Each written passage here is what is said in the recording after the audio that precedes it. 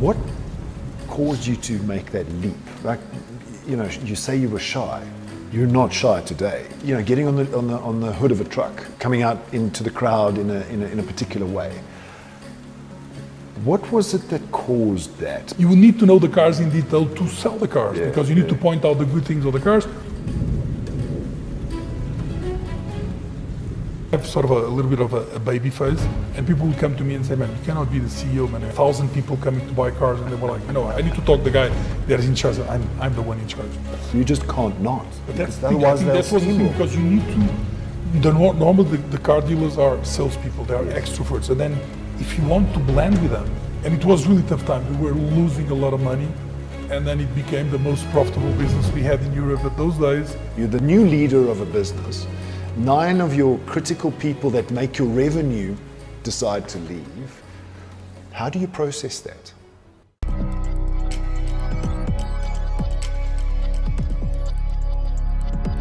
Welcome to the AutoBiography once again, a video series that shines a spotlight on inspiring leaders. It captures their fascinating stories about their personal journeys and key leadership lessons. It also uncovers the secrets of their success.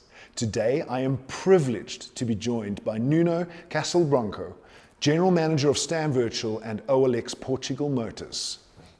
Nuno, it's really good to have you here. I can't believe you did 2 flights. Yes, 2 flights. One from Lisbon to Dubai, and another one from Dubai to Joburg, as you say. How many hours? In total, since I left Lisbon until I arrived here, is probably around 20 hours. And I have a very long queue in immigration, so it was around 20-something hours. 20-something hours. Yeah, from one airport to the other airport. In a tube. Just to go. We feel very honored that you made a 20-hour trip. I'm very pleased. I'm the one that's very honored to be here. Okay. So, I mean, to kick off, you and I have known each other for a number of years. So many years. I think the first time I met you was at the NADA. in the US. But I think like the ones when I was already working for the OLX Group, but I think I met you a couple of times even before with Steve Greenfield. Yes. In previous NADAs, you know, I don't know, maybe 10 years ago. Yeah, probably 10 years ago.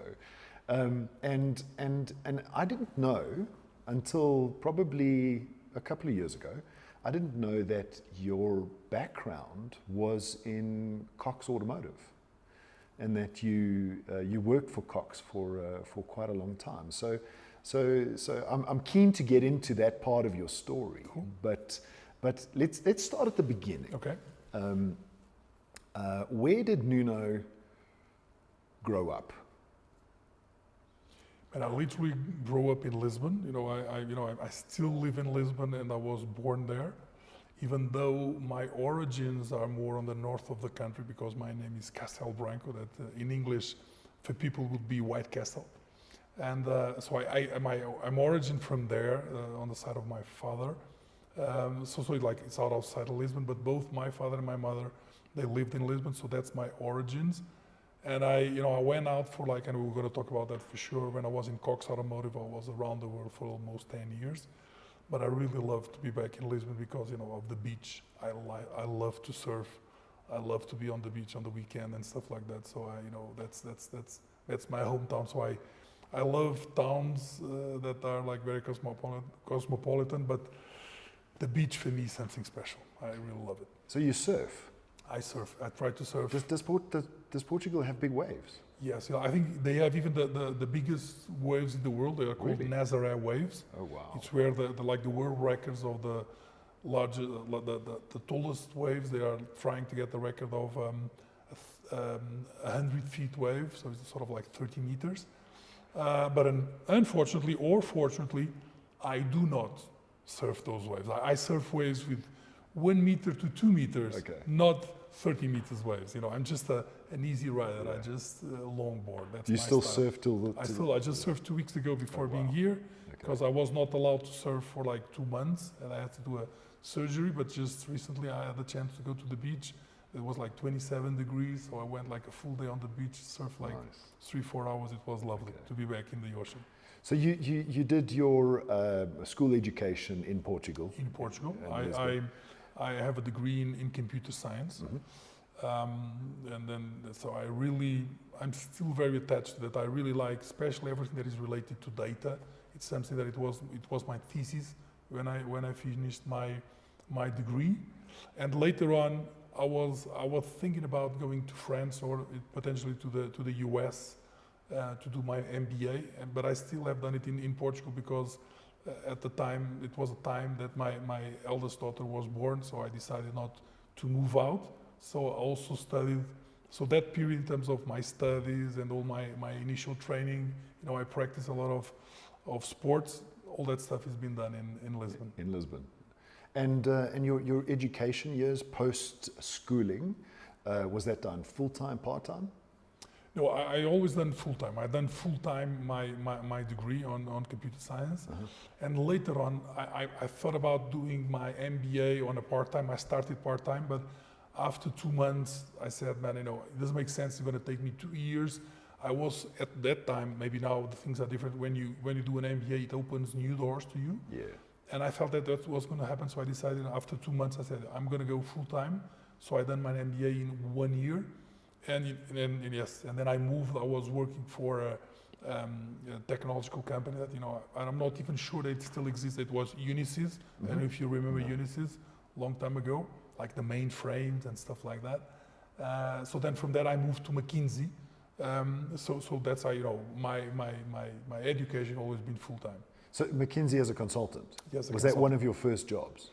It was my first job after the MBA. So before the MBA, after I finished computer science, I really started more into that, at that time, telecommunications were boosting, the mobile phones were not still Which decade was this? And we're talking about... We don't want to date you, but... Nah, come on. I'm sort of old. So I finished my degree in computer science in '94. Okay. So I started working for Alcatel. Alcatel? Okay. Right, and it was like those big telephone centrals that were programming, to have like voice messaging and stuff like that. But then it was, a lot of coding. I done that like for 6 months and then moved more into product management, and then that's why I moved into Unisys, and then I was doing a lot of like business intelligence and warehousing. The annual moments where how could you leverage data to start having more smart decisions in the businesses, correlating the early days of stuff like that. But in a certain moment, because I was moving into that direction, leveraging technology together with business, I said, maybe I should do an MBA, because I was basically, I was pure engineer, right? And I think that helped me a lot. Yeah. And then moving to McKinsey opened even more, because, I was a strategic consultant, still young age, before my 30s, working with board members, advising them on those decisions. I think it helped me a lot in my career. Proper post-MBA stuff, McKinsey. Yes, exactly. Yeah. How long were you at McKinsey for? I was at McKinsey for like 2.5 years, 3 years at the most. Then I had a very interesting, because I think I have, on me, I'm sort of more like a doer. So just being on the PowerPoint sometimes, I think I can learn a lot. Even today, I have stuff that the way I structure, I organize myself, the way I think, the way I divide the problems, it still comes from my McKinsey days. Okay. We still have an amazing McKinsey network, around the country and even outside the country that I can correlate to. But I really like to be on the business. I like to be with the customers and make things happen, and not just being the advisor and just the consultant. That happens a lot to consultants. Yeah, I mean, I think I don't want to speak badly of consultants, because that's not the case at all. But I have so many jokes in my life, because I was, especially when I moved from McKinsey to work at the importer of Volkswagen, they were all the time making jokes about me, man. Just the consultants, smart comments, great PowerPoints, but we are the ones that do the Yeah, stuff. I've heard PowerPoint jockey and a whole bunch of stuff. But I mean, it sounds to me like you really did, the engineering bit, and then went into the business bit. I think many consultants really go straight into MBAs and business before any other sort of mathematical or analytical degree. So that's quite interesting, because you came from a scientific background, and now you go and do an MBA and work for McKinsey, and it's more artistic. Yep. With some, data to do PowerPoint slides. So that might have kind of like, does it change your thinking? Yeah, and I think it was sort of a two-step. Let me talk, because when I came out from McKinsey, I had the opportunity immediately, like the opportunities that it opens to you after McKinsey. I think I was 29 years old, and I was invited to go into the board of, the importership of Volkswagen in Portugal, right? Still pretty young, 28. And basically, my role was like sort of being the CTO, Chief Technology Officer over there. And it was the days that everything was opening to the internet, right? VW Portugal. VW Portugal, right? And it was like, So this is late 1990s? No, it was on the 2000s. 2000s, okay. Right? Okay, so the internet was just young. Just that, right? Like, what we're going to do, are we going to go on the used cars, on the new cars, we don't have websites, what should we do? Like, should we have one single platform? How do we operate? All that stuff. And then, I was again like on a more consultative approach, what's the best way? So even inside of the group with that board member position, I was not seen already as a doer, right? But still I helped the group a lot to structure. You mean you were seen as a consultant? I was seen as a consultant, the guy that would bring a lot of outside perspective to those automotive guys, not being an automotive guys at those. Was this your first interaction with automotive? Yes, it was 2000 when I joined the Volkswagen and Audi and you fell in love. I fell in love. I always liked cars, right? But it was really a challenge coming from technology, and I went into, like, for these guys, technology was not there. It was the dealerships. It was how to sell the cars. At those days, Volkswagens, the Golfs, they would sell by themselves, right? They were not concerned about technology, and that was my challenge there. And so we started doing a lot of innovation things.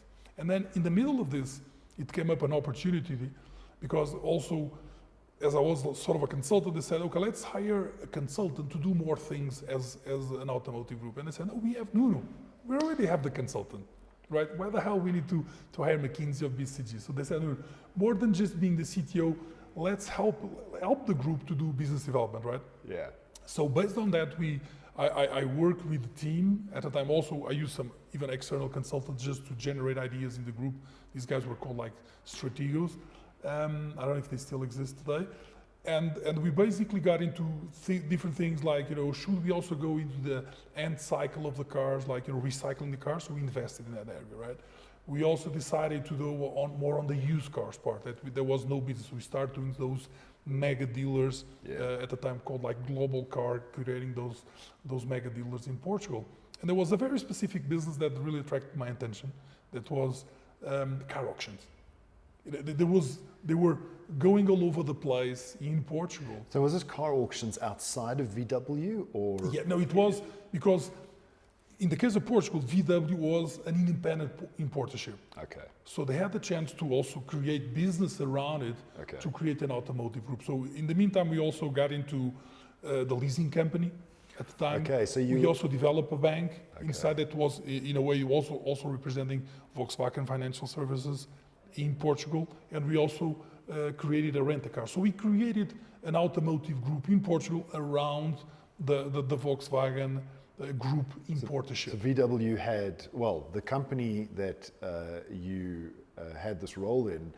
It was like SIVA, as known at the time. Had a license for VW. For VW. And could build other businesses. Exactly. So we built other business around it. Yeah. Nowadays, it's owned, just not, I don't know, 3-4 years ago, VW took over control of that company. So now in Portugal, Volkswagen is physically present, owning the importership, but for the rest of all those years in Portugal, it was an independent importer. So we created business around that. So, but in your story that you were asking me, so I got a little bit in love with this business that was car auctions, and they were like booming in Portugal like mushrooms. Like a lot of people invested, they could see that was an opportunity.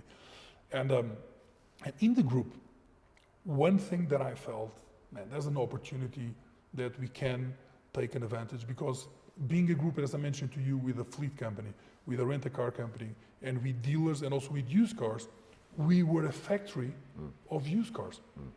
So if we were a factory of used cars, we could use those cars to retail them or to wholesale them. Yeah. So we said, okay, we have a competitive advantage. So we decided to go into car auctions. And my view at the time is better than going alone. It's better to go with a worldwide market leader. So interesting story, I just called up the embassy to talk to Mannheim from Cox at the time and say, man, we would like to talk to you. And then the ambassador connected us with the US connected us with the UK, and we start talking. So we decided to do a partnership in Portugal to run the business together with Cox Automotive, and at the time just about auctions, and it was called Mannheim, the business, Okay. right? I didn't make that link. So for me, that's a new piece of information. Okay. How did that Cox connection happen? Because Mannheim was one of the businesses, you probably know, and some of the Yes. people that may be watching us, Cox Automotive is probably one of the largest from an automotive service in the world, the largest probably, right? And they have everything. They have the marketplace. They have Cali Blue Book, in terms of pricing. They have dealer.com with the websites, and then they have Dealer Plan. They have Dealer Track. They have financing. They have everything, right? They're probably the most horizontally integrated business in our market. Absolutely. I think they have everything. One CRM. They have everything that you can think of. They have it. So we just focus on that piece that it was Mannheim at those days, right? And they felt that this could be interesting. Why not invest in Portugal? Even though it was too small, but at the time, the gentleman that was the CEO for Europe and international was also like the owner of 20% and said, let me invest in Portugal. And said, okay, it's small, but let me try. That was John Bailey. I don't know if you have had the chance to meet him. And so we decided to that. And because I was the one that was very focused on that negotiation and felt that it makes sense, in the end, John Bailey said, Nuno, why don't you become a general manager? I know you sort of a consultant. We guys on car auctions, it's like a lot of like kicking tires and stuff like that. But I said, yeah, there's a challenge. And even there's a challenge to me on the automotive to say, like a young guy that went to be a board member, now he goes straight into used cars, but it's not just used cars, it's into car auctions, sometimes very tough cars, tough people buying cars. So that's what I really got as when we today can talk about art and science. It was my most art moment with automotive, because even at those days, I went to be an auctioneer with a hammer on my hand. Actually being an auctioneer? Being an auctioneer. Can you talk that fast? Yes, I can. Yes, I can. Wow. 25, 26, 27, 1, 27, 2. So you go with fly with it. Did you do it in English or Portuguese? No, I normally done it in Portuguese, in Portugal, but sometimes I was invited to go to other countries, because I also think at those days, and I think even today, into some of the stuff that I do, I think you can attract the attention of the people if you create some sort of a show. So at those days, I remember that I even jumped into the hood of a truck. I saw an image yesterday of you on top what of a we Mac. call in South Africa the bonnet. Yeah. You call a hood of the truck. Yes. I mean, and this was a Mack truck. It's a big truck. And then I could do crazy stuff like come out of the rostrum, as the English guys say. The Americans, they call it the block, where the auction is. And I could come down and go straight face to face to the customers and say, come on, guys, give me the price of the car. Not even give the floor price. That's kind of like creating a show, right? I mean, Americans do those. Yeah, They do them well. It's inspired on the American style. I remember, man, stuff that I never done, but in the US, in Las Vegas, guys would come and do these shows with a Superman cape, and then people would just come to the auctions to see, and then the cars are sold. So there was a lot of emotion, there was a lot of heart to sell the cars. And of course, you need to know the cars, right? At those days, I used to say, guys, don't forget, this car has air conditioning and electric windows. That was amazing thing to say about the cars those days, right? And the halo wheels and stuff. So you need to know the cars in detail to sell the cars, because you need to point out the good things of the cars, or potentially be careful about this or that in the car. Is that what built your knowledge on cars? Yes, I think a lot. Like today, that even like people are surprised that I can look into the car. I imagine you may be able to do the same, and I can in less than 2 minutes. I can know if that car was in an accident. Yeah, I mean, I can look into the steering wheel, and I can know if maybe the mileage of that car was tempered, because I know those tricks because I was there for sort of 10 years, And then I not only have done auctions in Portugal, but then I moved that into Spain, that into Italy, and then, I know Turkey, even Thailand, Brazil, and then, I've seen a lot of realities around the world, even on initial phase, just in two-car auctions. So focusing on the showmanship bit, right? The American kind of way to sell, and you come from being a computer science engineer, A geek. And I was much more shy than what I am today. Introverted people is how people describe kind of computer science into this consulting world. It also makes you a bit tight. Like the consultants are also a bit like rigid. So, what caused you to make that leap? Like, you say you were shy. You're not shy today. Professionally, at least. Getting on the hood of a truck, coming out into the crowd in a particular way. What was it that caused that? Because you're not American, so you. But I always worked for American companies, and I have a lot. Was it that influence? Yes, that influenced me a lot, both in Unisys and then especially working with Volkswagen, but then being in Cox helped me. But I can tell you what was the thing that made me flip. So, I was the CEO of the company in Portugal on my 30-something years old, and even people would come, and I have sort of a little bit of a baby face, and people would come to me and say, "Man, you cannot be the CEO, man." And we take like big decisions. We have like 1,000 people coming to buy cars, and they were like, I need to talk to the guy that is in charge. I'm the one in charge. But then there was a moment that I felt that I was losing control of the business because I was more running the business from my office, from the inside, not facing the customers, because everything was happening on the lanes. Yeah. And I felt that who was really controlling the business was the auctioneer. Yeah. The guy that was on the block, making the bids, deciding to whom to sell the cars, and if he was doing a good job or not. So from one day to the other, I said, man, something is wrong with the auctioneers. So I had to send the auctioneers to go away because it was not going well. And we had no auctioneers on the following day. So I said, someone has to take responsibility. So myself and a couple of the managers in the team said, man, let's take it out, and then we'll find some auctioneers, but for now, let's take it. And then I felt going there, being on the front line of that business, then I started understanding more about the business, about the price, how the dealers think about it, what's interesting in the cars, what really spins in the business.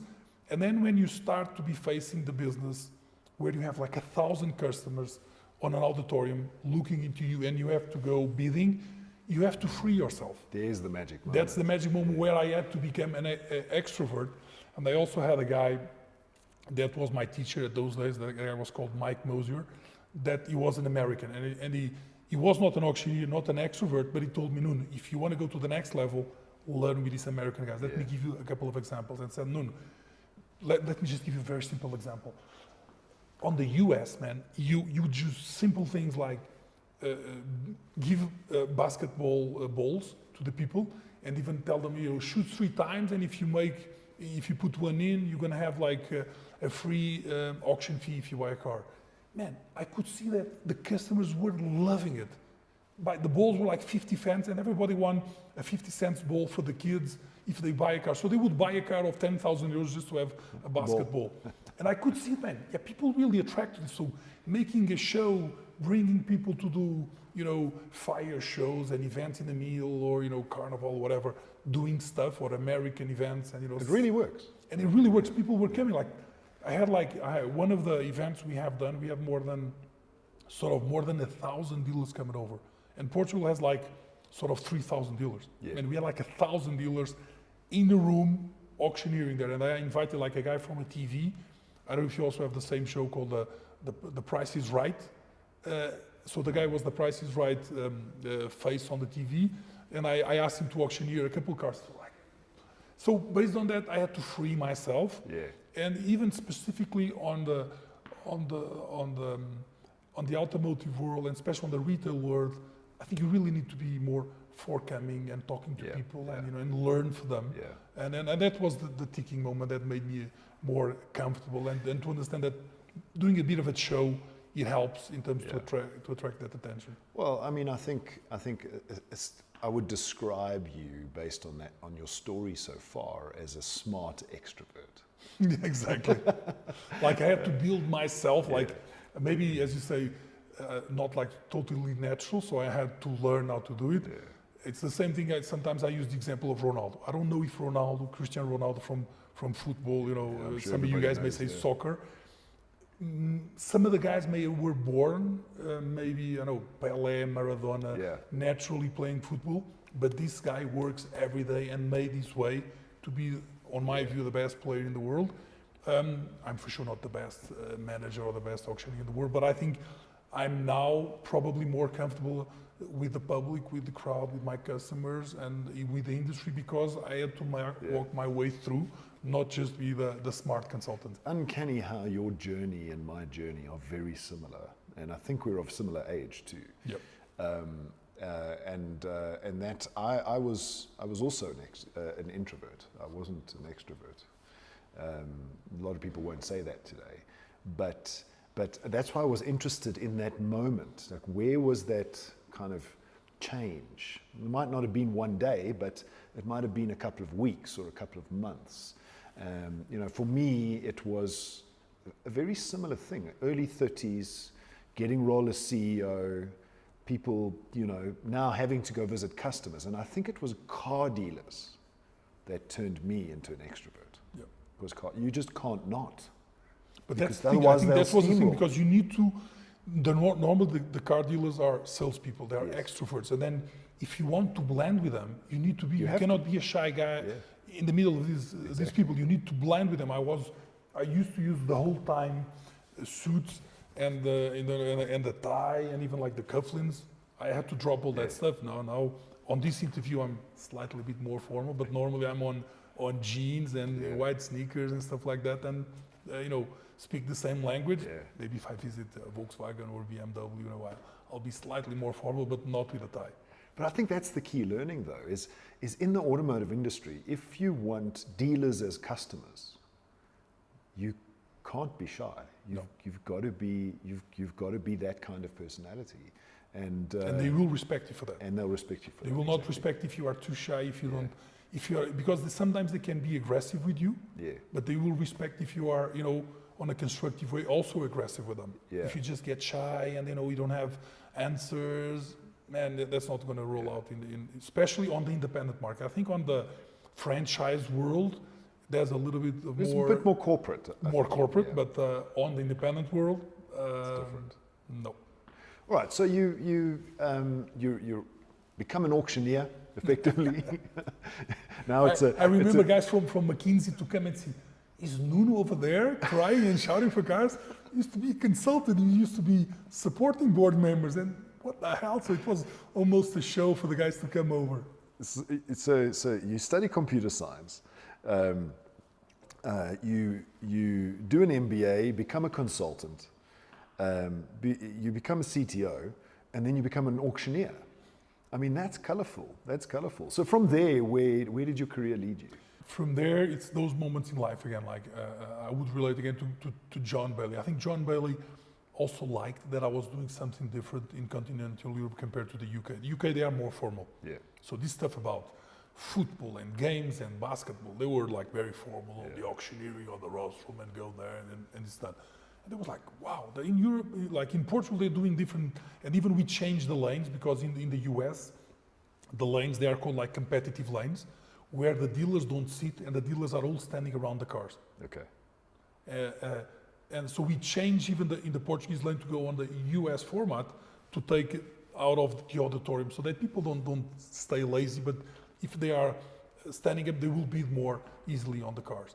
So he said, this guy's changing a couple of things different ways. So he said, he decided to give me more responsibility and say, no, you want to move more into the Cox world instead of, that Volkswagen importership world that I was. I said, yeah, let's do it. So he gave me the responsibility initially for Spain and Italy. So I became the regional managing director for Portugal, Spain and Italy. And very quickly, in less than 6 months, he gave me Turkey, because, it was not going well. And I said, man, no, you may come with new ideas to those guys.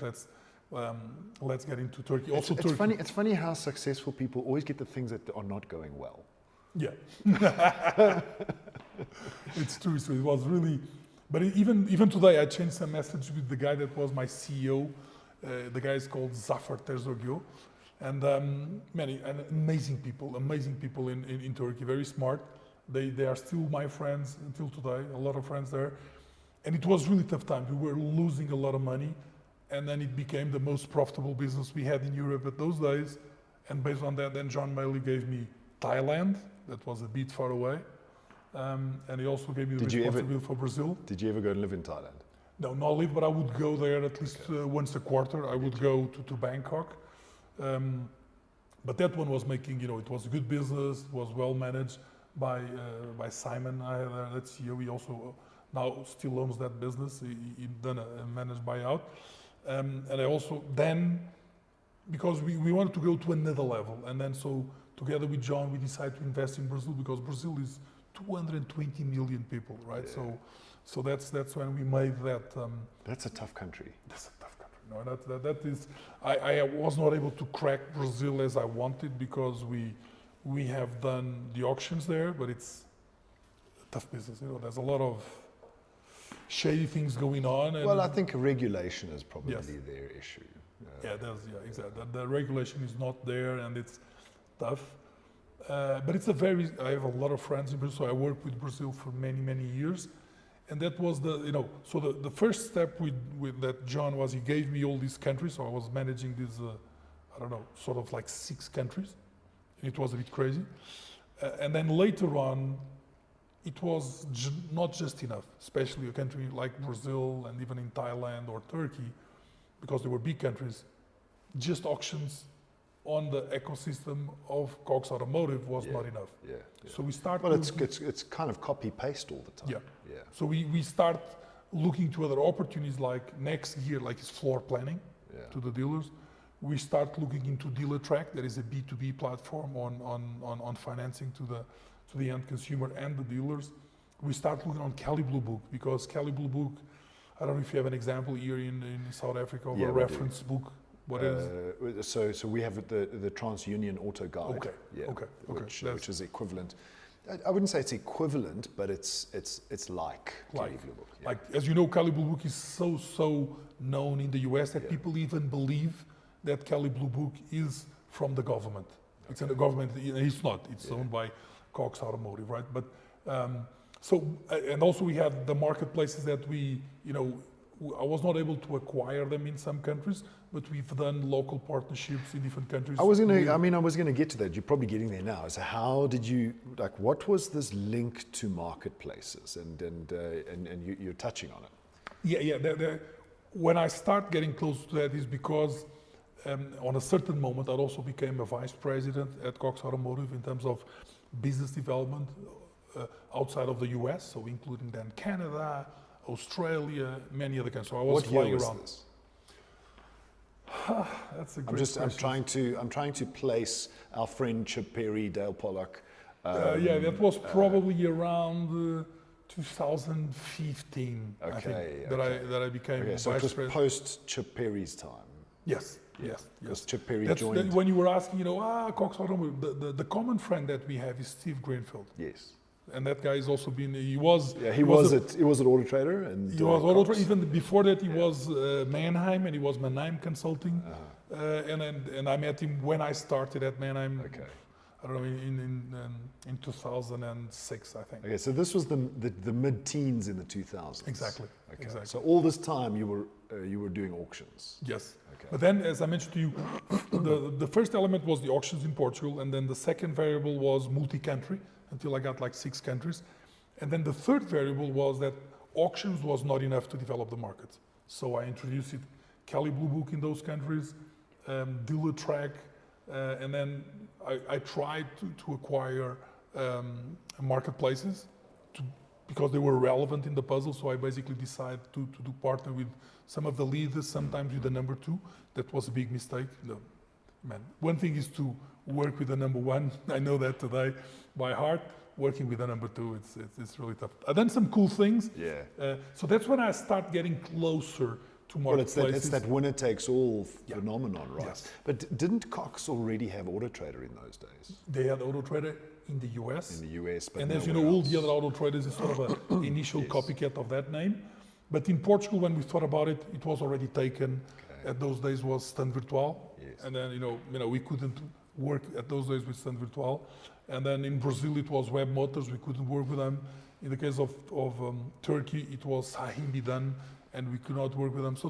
So it was hard to the number one's like, we don't need to work with you. So because they see we could have some benefit. But with the angle of Cali Blue Book, some of them wanted to work with us because we had something different with Cali Blue Book that the marketplace doesn't have. It's an independent. Yeah. It gives you information. We also was starting doing.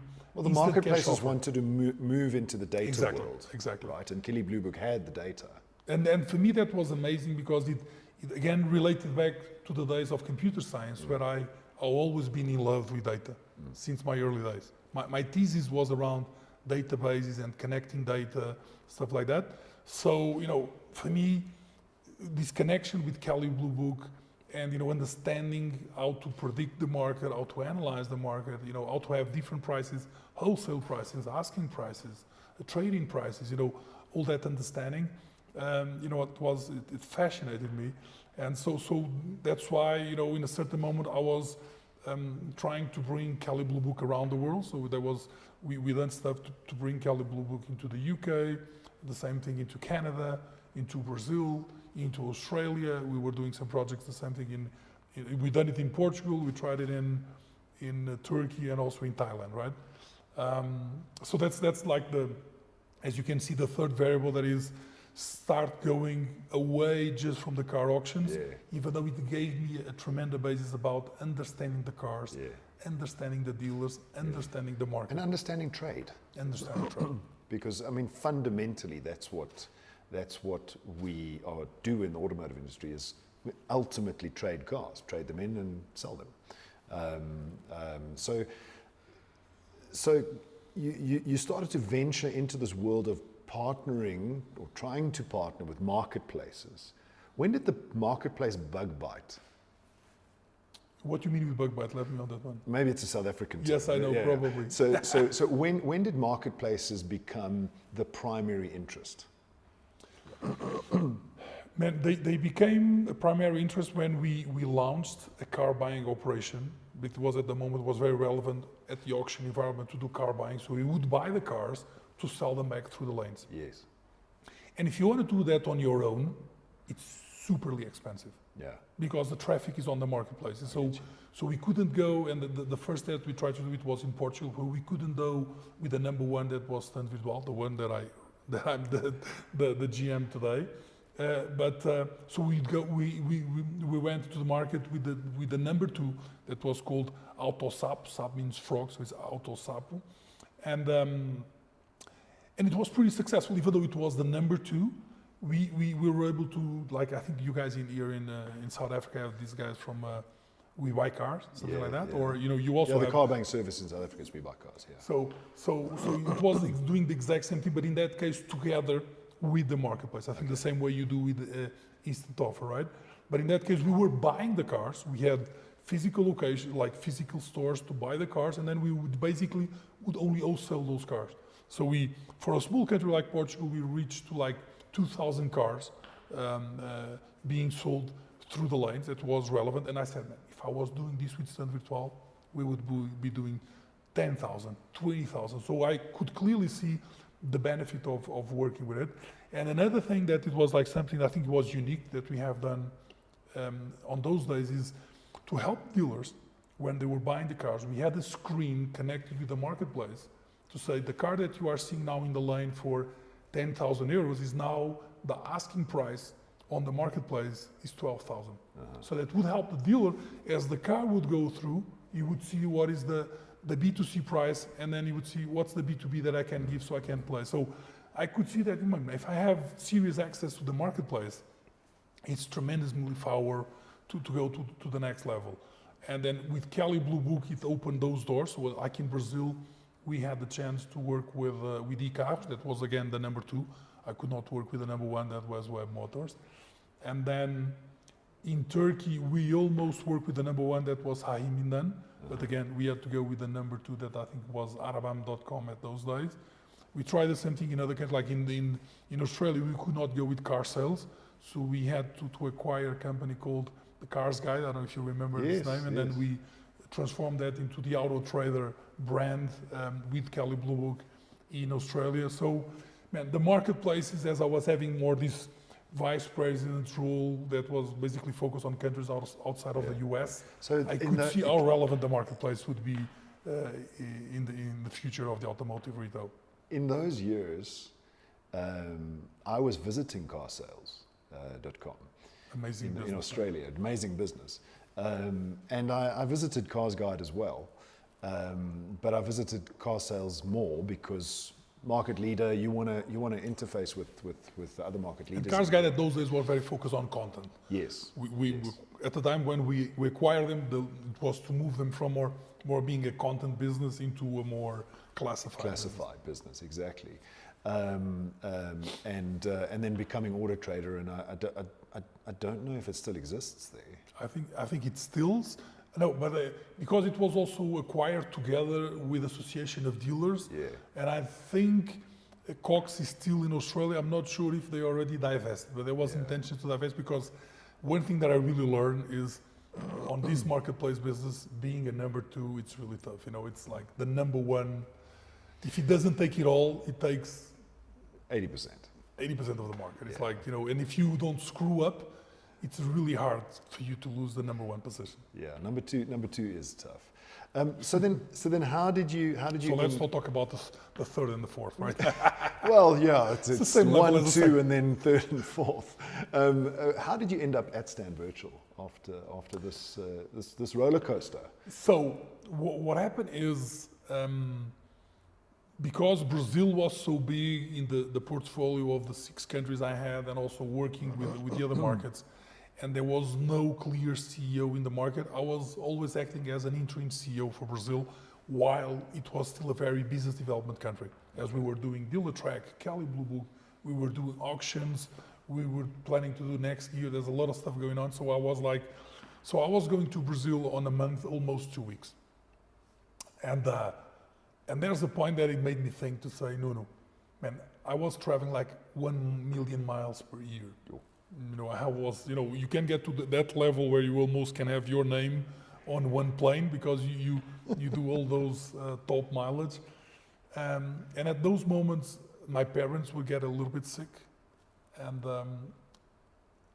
my eldest daughter was already planning, or she's already starting to go and study abroad, and my youngest was going into university. So I said, maybe this is the moment to go back to Portugal. I think it's you know, otherwise, you know, I would not spend more time with my parents.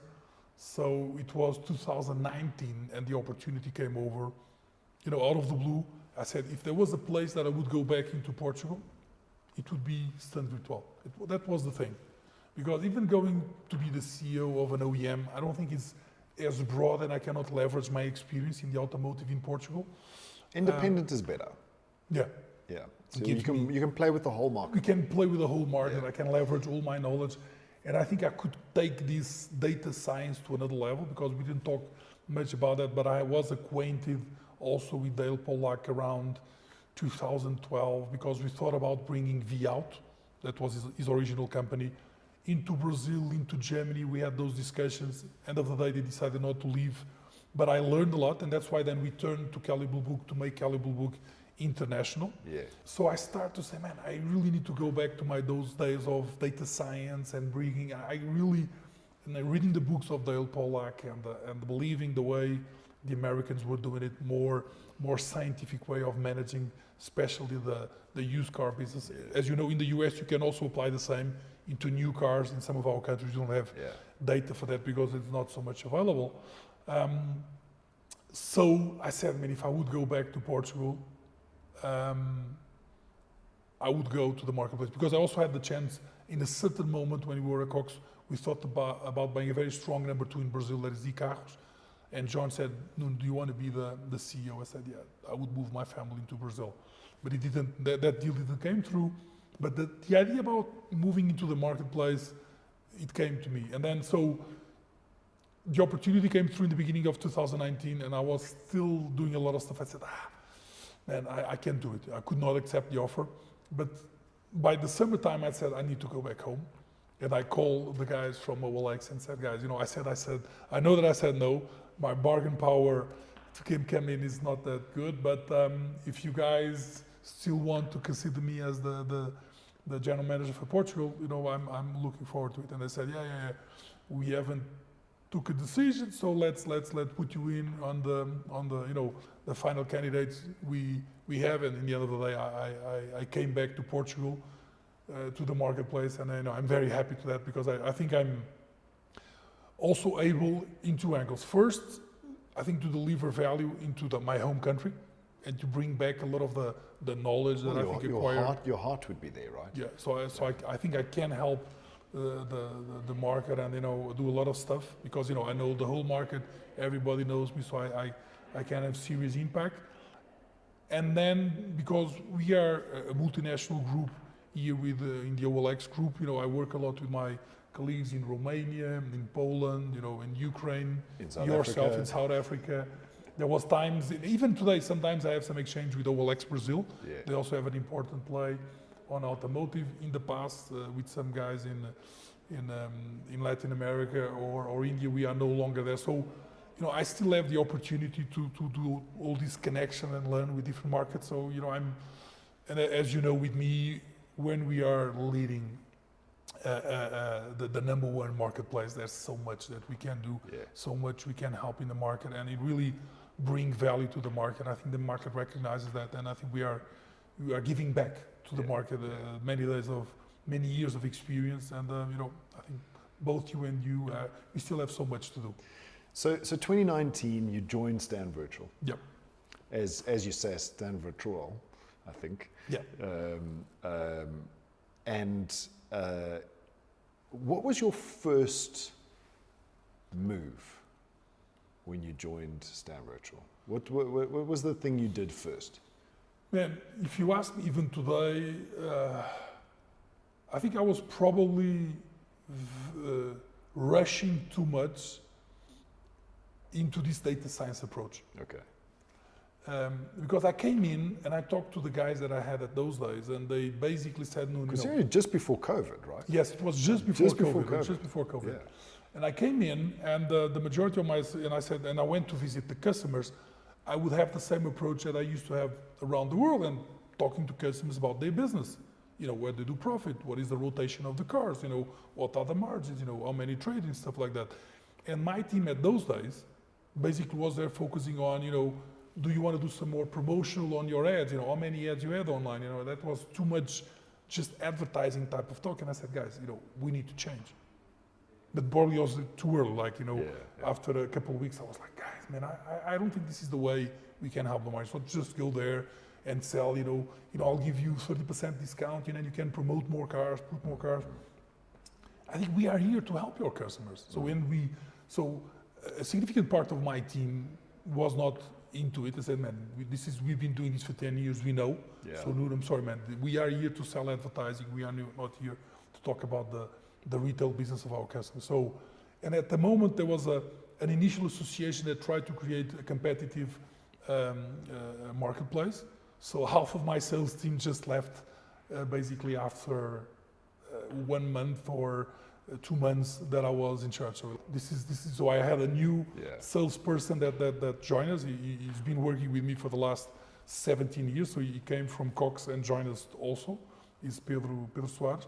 And I honestly felt it was a blessing. And even today I believe it's a blessing, because the majority of the people that and then I rehired into the team, they are people that came from the automotive retail with more of a fresh mind, more internet oriented. So many of them come from Mercedes, BMW, Seat, all those brands, but sort of people that are more internet savvy, right? Not like old school salesmen. Even there's a lot of value on those people, but for this type of function, understanding automotive, but having a lot of internet savvy helped a lot. So we changed a lot. For me, that was one of my biggest learnings in this role. Was I tried to work right at the beginning. I was in my early 30s, just like you. I tried to work with people that had grown up in print. And eventually they all left. But I tried to change them. I tried to get their mindset to change. And it was a 3-year struggle that failed. So I firmly believe that was a blessing in disguise. It was, I think it was. It was a blessing in disguise because you had the opportunity now to bring people in that were... And I was not forced to go through that attrition process. Yeah. But I honestly think, and I'm lucky that the market is proving that, is the market is really appreciating that, you know, data science is helping them. Like today, the level of information that people have, they deals have in the market in terms of, you know, the traditional velocity metrics from Dale Pollack and new metrics that we're introducing now in terms of cost to market, price to market, market day supply. Now it's fully integrated into the platform, and there's so tremendous benefit to our customers to price the car right. Yeah. You know, not to lose money on the table or to sell some cars faster or to acquire the right cars. Yeah. And you know, and this, on the early days, maybe you see the same thing with the printing. It was more about advertising, having the cars, and I don't care if, you know, it's the right cars or not the right cars. So today, I don't think I have a team of salespeople. I basically think I have a team of performance managers. They are there to help our customers to get the best performance out of their business. They are essentially good people, but they're feature sellers. They sell features and benefits, as opposed to selling data that helps your business succeed in retail sales. So first, I wouldn't say move, but maybe move. You have 6 salespeople leave. And then it turned into maybe 9. Maybe 9 people leave. Yeah, big portion of your sales team. How did you take that at that time? I mean, hindsight is 20/20. So you can look back and say blessing in disguise. But at that moment in time, you're the leader, a new leader of a business. 9 of your critical people that make your revenue decide to leave. How do you process that? Man, I think it was tough. Even the group said, "Is this the right guy to lead the business? Come over and you know, significant part of the sales team leaves." I don't know. Probably the guy's not right? Because if the majority of the people don't think it's right. But at the time, COVID came over. So these guys, they decide to leave by Christmas time on 2019, and COVID, as we know, started February 2020. So also gave us some time to adjust, right? Because the COVID was like... Wasn't I with you in the NADA beginning of 2020? Yes, we were together. Just 2 months or something like that, or a month, something after the team left. But I felt that as a positive. I also want to, you know,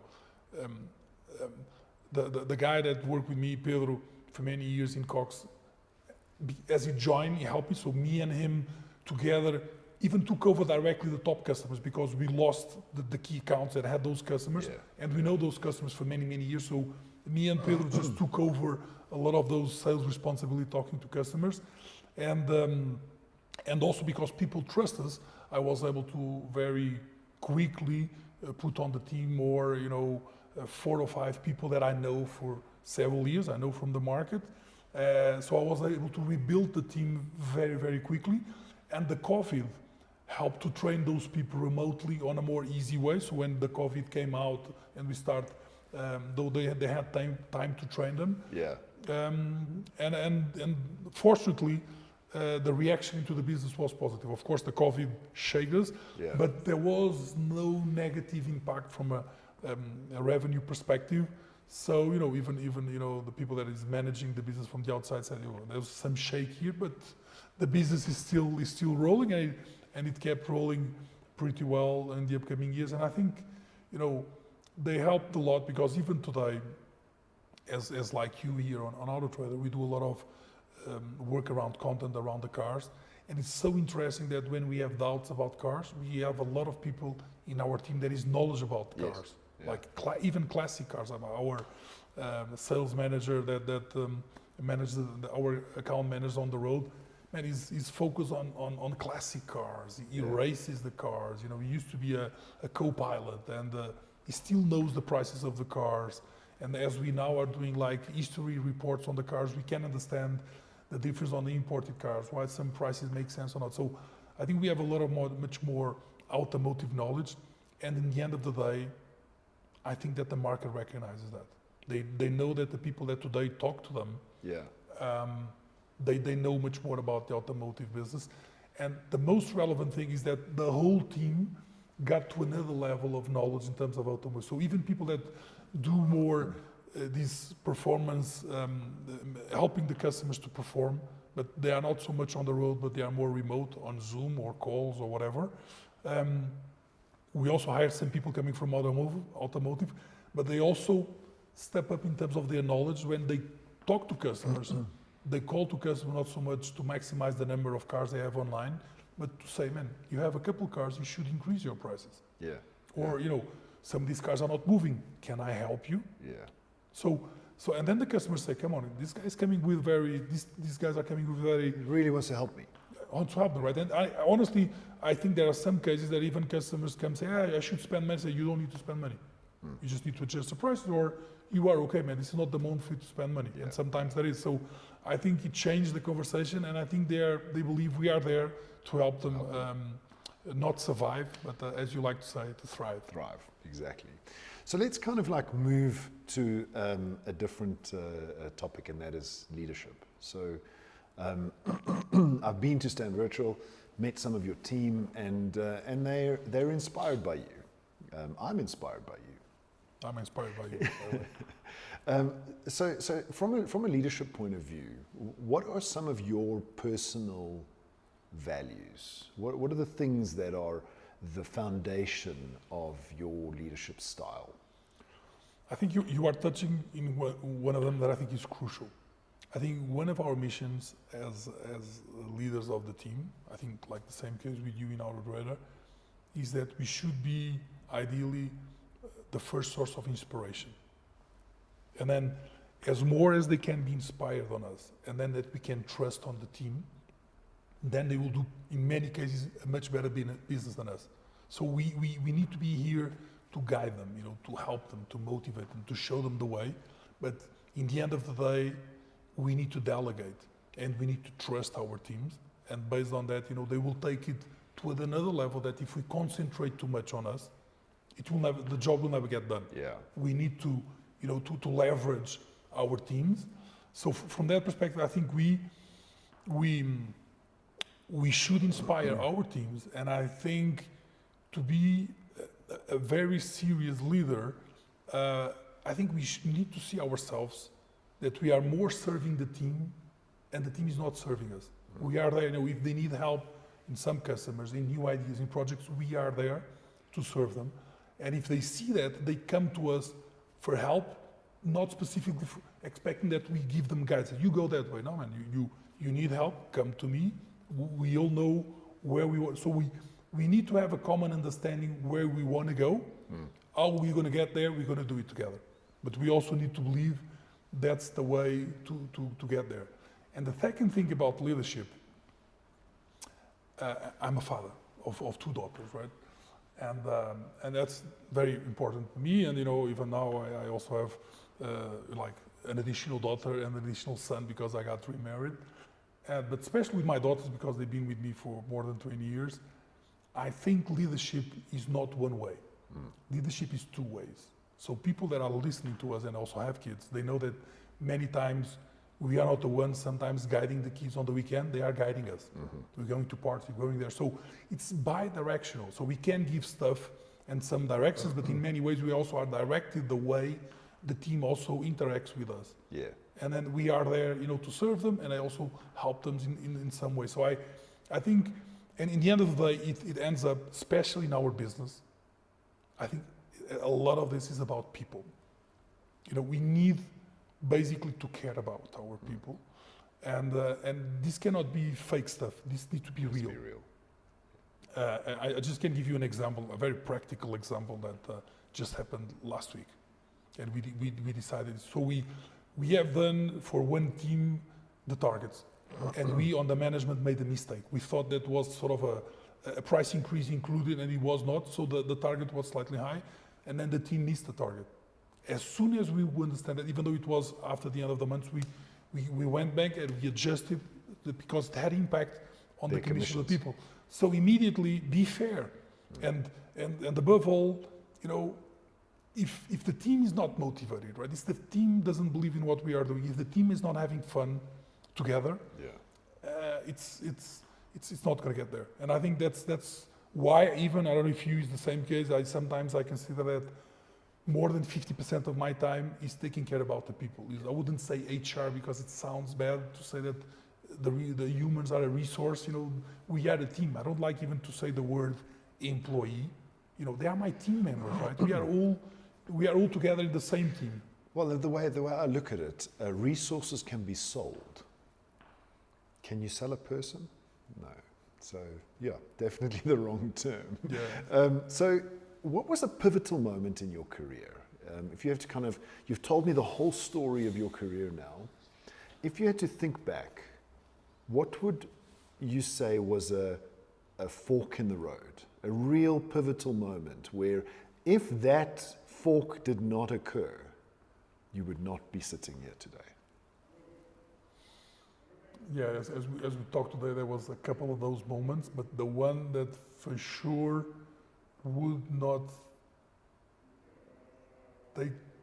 made me be here and have maybe this broad, it was when I think I had the opportunity from John Bailey to become not only the managing director for Portugal, but be open to more 5-6 markets, and then the rest came because I could not stay just with one solution of the car auction. I had to go broader, and then I had to understand how relevant the marketplace would be for me to even deliver more value to the market, so that today I'm focused on the market. So I think that was the pivotal moment, even though if you ask me, if I decided not to do the MBA and go to McKinsey. Well, those are all incremental. Incremental, but that's the one that, otherwise if I wasn't probably gone to, as I see with some of my colleagues that are still today, probably, some of them the general managers for Spain or for some other countries, because they are still doing the same thing, but going to other markets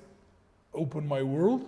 And because I opened to that, I felt I need to go be on auctions, and then had the chance to meet people like you, like Dale Pollack, and above all, that helped me. I think that's on me. I think I told you even today when we were meeting that I believe I'm going to be learning until the day I close my eyes forever, and I like that. I like to learn. I like to make questions.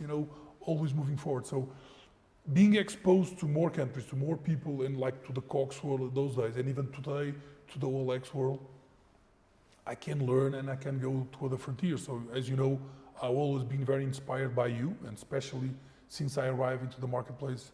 And I would like to say this on my own autobiography, because I was even at your dealer convention a couple of days ago, and I said that very openly and very honestly, that you really inspired me because of the that connection that you do with the market, also with the consumers, and many of the stuff that you have been doing over the last 5 years. Sorry for that, but some of that I copy pasted. I made some adjustments. I made also some new stuff, but there was really exciting and inspiring stuff that you have done.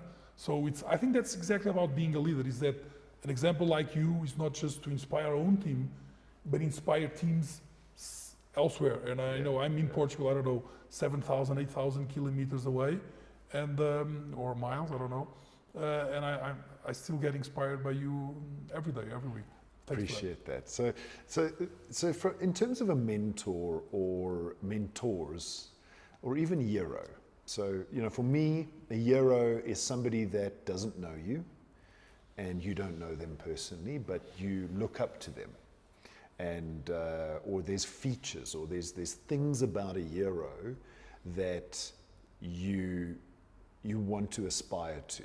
So for me, that's the definition of a hero. The person doesn't really know you, but they're doing amazing things, and you kind of a little bit of a guiding light in parts of what they do.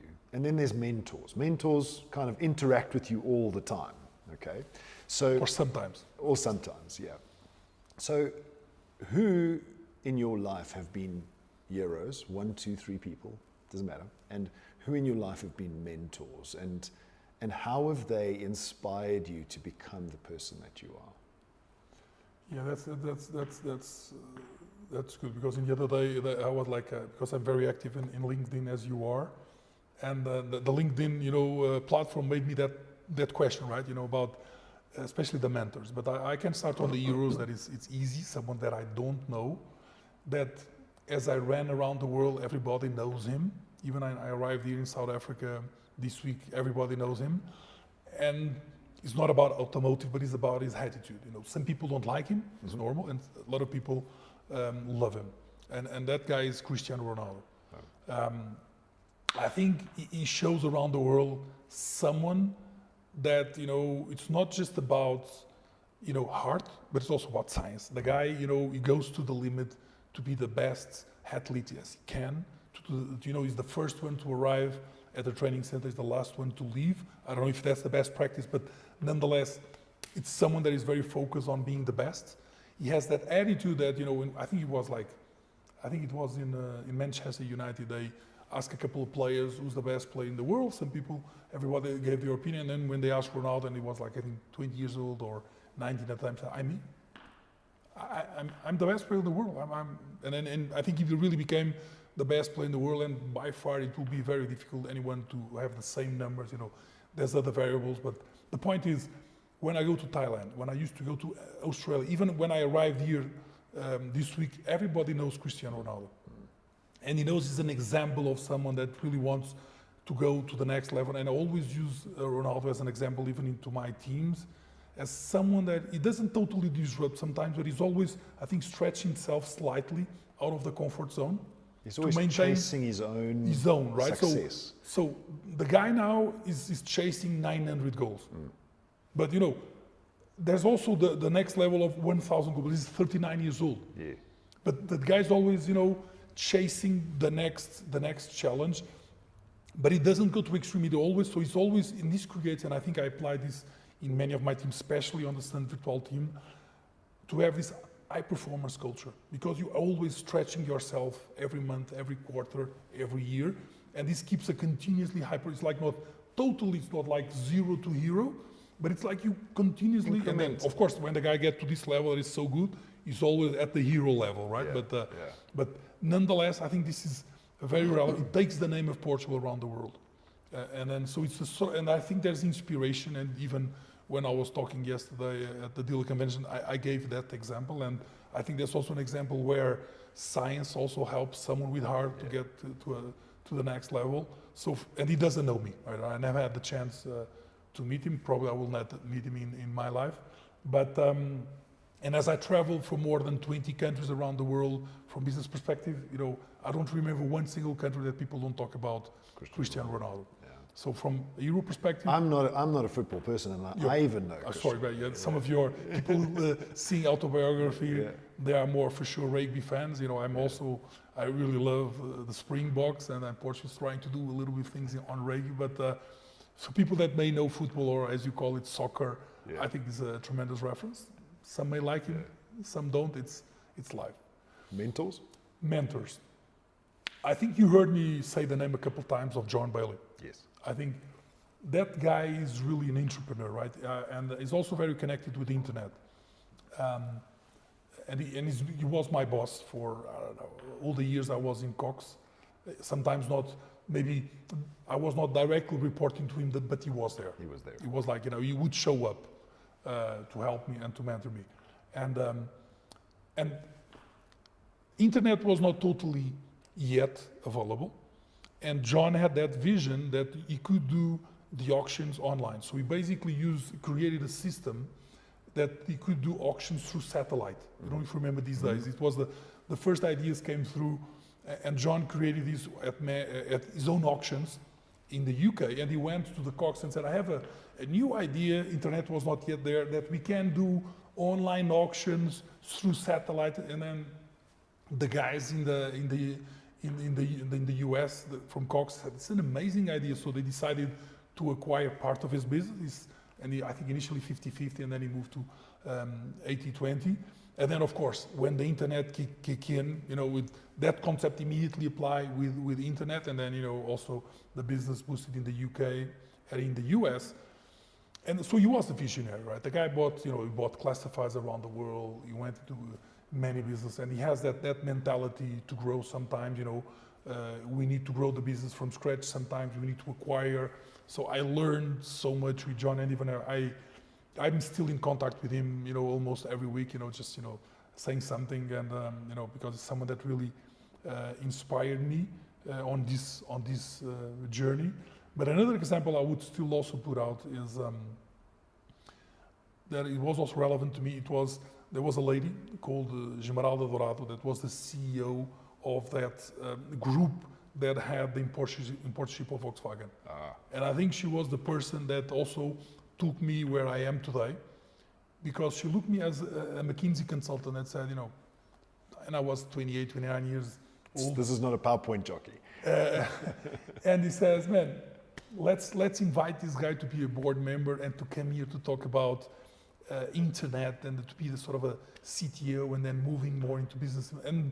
And you always have this mentality of doing more, of innovation. How can we do more? If I would come with a new idea, she would say, no. She would say, tell me more about it.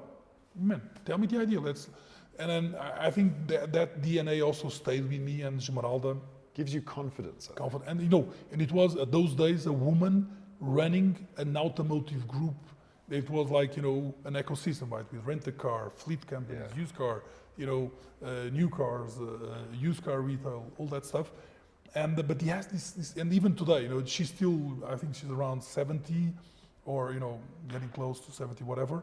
And she's still active. She's still a non-executive board member in many companies, because she has this provoked attitude, like, can we do different, what we have done today, should we change it?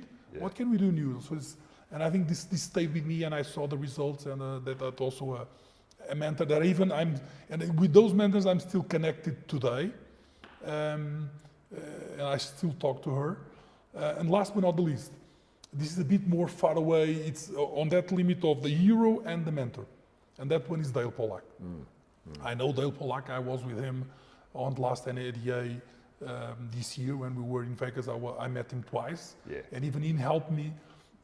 Because I discussed with him that on top of the velocity metrics, I want to create a new metric that I think is going to be applied in Portugal and in Europe, and potentially, if you think it's great for your dealers, I talked about that recently. But it was based on the work that Dale Pollack have done over the last 15, 20 years, that also made me believe on that stuff. And I think I will try to take it to another level for other markets, because I think maybe for the UK market, some metrics are not needed, but for the less developed data science markets, we need to create some interim metrics that will help our dealers to understand. So, but it's not like it's not on my WhatsApp, right? It doesn't come to my birthday parties, right? But if I see him on NADA, we can talk. But the guy probably don't even knows exactly. I'm a tall guy, Cox, Steve Greenfield, so we have some common friends, but it's on that linear between the hero and the mentor. But I cannot also send messages to ask advice. But if I have the chance to be with him, I will probe, as I done last time at AEA. And I think he was also very influential to me on this second book that I'm going to write, creating additional value on top of those velocity metrics. Well, Nuno, that's been epic. I've thoroughly enjoyed listening to your story.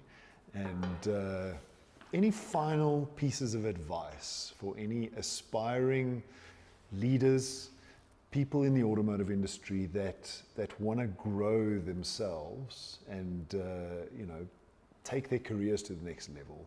What would you say to them? Honestly, I'm talking from my own experience, right? I think even though we can be the best professionals we want to be, and then we leave home and we don't think about it, I think it makes a difference for us to have passion. I honestly have a lot of passion from what I do on some specific angles, and I think that helps. Like sometimes, I don't know if it's the same with you, it became hard to disconnect. Like on the weekends or at night, I'm still thinking about that stuff. But I think that helps to have that passion that also helps to inspire the others. And we need to have a clear vision where we want to go, but many times we don't know how to get there. And one example is this, I think for the last at least 10 years, and I've been trying to do this, like specifically in Portugal, around helping the market to be more data-driven. And since I think 10, 15 years ago, I know I need to help the Portuguese market to have a more data science approach. And it took me a lot of steps to put Kelly Blue Book in the market. It didn't work through. Yeah. I tried to introduce Menai market report, and it didn't totally work. And then finally, I got into StandVirtual, but still in StandVirtual, it took me now 5 years to be able to deliver all those metrics in the market. And the market is not there yet, but I know that this is something going to help the market, and I believe this will generate value to the market. And also, then I think also that my team also believes in that. So having that, that vision, that goal, and I think passion helps into it. And above all, I think we cannot do these things alone. We need amazing teams, and probably in many situations, individually, our team members are best on what they do. Our marketing people, some of our sales people, some product people, they probably are better doing what they do than what we do. But we can aggregate everybody, and we can all deliver results based on an amazing team. We can do that, I think, alone. So if I had to summarize all of that, to be successful in your career, you must have passion, you must have patience, and you must have empathy for people. Absolutely.